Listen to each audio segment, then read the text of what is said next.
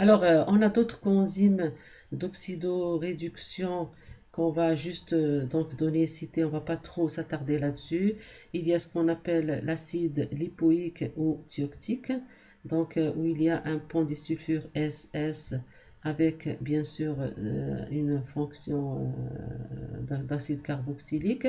Ici, donc, il va intervenir, il va se lier avec la protéine. On sait que toujours on rappelle qu'on est en train de parler des cofacteurs et ces cofacteurs ils se lient à la partie protéique de l'enzyme, donc de l'enzyme bien sûr la partie protéique qu'on a appelée l'apoprotéine.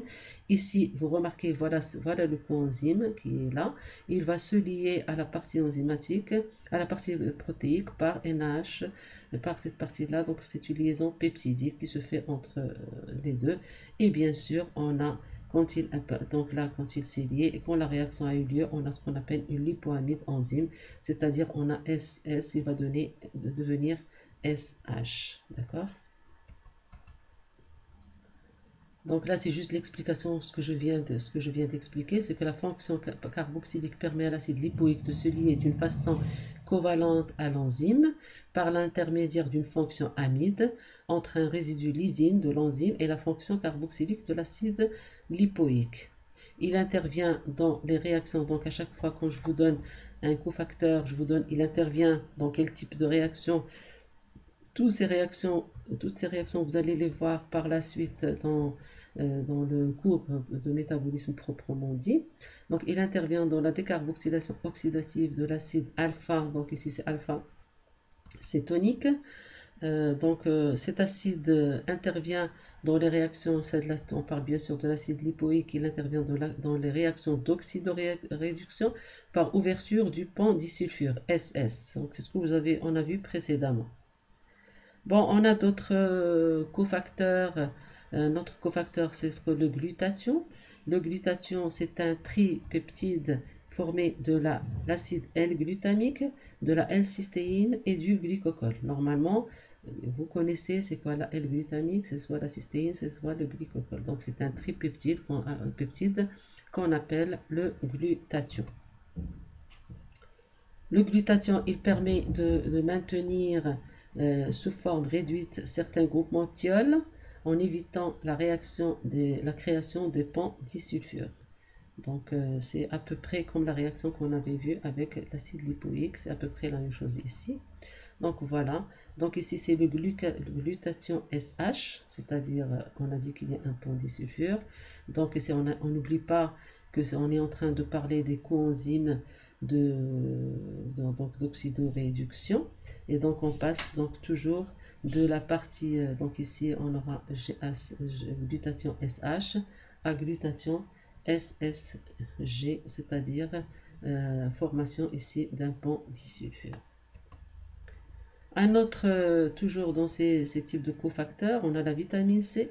La vitamine C aussi, on en a un petit peu parlé dans la structure, en biochimie structurale, et je vous avais dit qu'on va en parler en biochimie métabolique. Donc il y a l'acide ascorbique que vous connaissez, on le connaît surtout sous forme de vitamine C. Voilà la structure. Donc cette vitamine C, bon, c'est pas, on va quand même faire un petit, si vous voulez, un petit rappel ou bien pour votre connaissance générale, c'est que cette vitamine C, elle est très importante.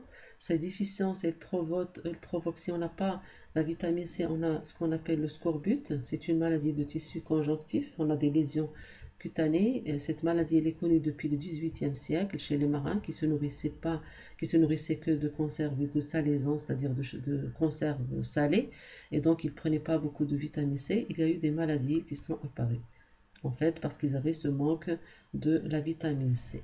Alors, la vitamine C, elle a une activité biologique principale: maintien du tissu conjonctif, augmentation de la résistance de l'organisme aux infections. D'ailleurs, entre parenthèses, puisque ces jours-ci on a le problème de coronavirus, il est conseillé de prendre de la vitamine C parce que vous voyez là elle augmente la résistance de l'organisme aux infections. Donc, il faut la prendre en ce moment. Bon, la vitamine C, elle est maintenant industriellement, donc elle est industriellement produite à partir du glucose. Et donc j'en parle beaucoup parce qu'elle est très importante. Donc elle a une action aussi antioxydante utilisée en industrie agroalimentaire pour éviter la détérioration des conserves par la réaction radicalaire impliquant les peroxydes.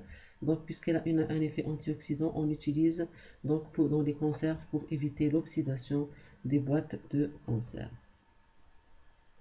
La vitamine C, elle intervient dans la synthèse du collagène. Tout le monde sait c'est quoi le collagène. C'est qui forme un quart des protéines totales de l'organisme. D'accord. Donc avec ça, avec tout ça, donc on a fait le tour sur les coenzymes intervenant dans les réactions